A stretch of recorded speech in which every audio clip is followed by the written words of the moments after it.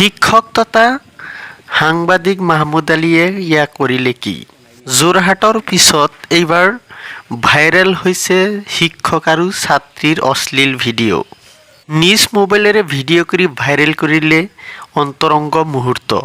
সভ্য সমাজত এয়া হৈছে কি? কিমান নিৰাপদ আপোনাৰ শিশুটি? কিয় বাৰে বাৰে ভাইৰেল হৈ পৰে শিক্ষক আৰু ছাত্ৰীৰ অনৈতিক কাৰ্যকলাপ? হোজাইত সংঘটিত হৈছে এই ভয়ংকৰ ঘটনা। নিজ ছাত্ৰীৰ সৈতে অবৈধ কাম কৰি ভাইৰেল কৰিলে ভিডিঅ'। লগে লগে বনজুইৰ দৰে বিয়পি পৰিল ভিডিঅ'টো। নিজ ছাত্ৰীক ফুচলাই নি ভিডিঅ' বনাই ভাইৰেল কৰিলে সামাজিক মাধ্যমত। তেওঁ যে অকল শিক্ষকৰ ওপৰত কলা দাগ সানিছে সেয়াই নহয়, তেওঁ সাংবাদিকৰ ওপৰতো কলা দাগ সানিলে।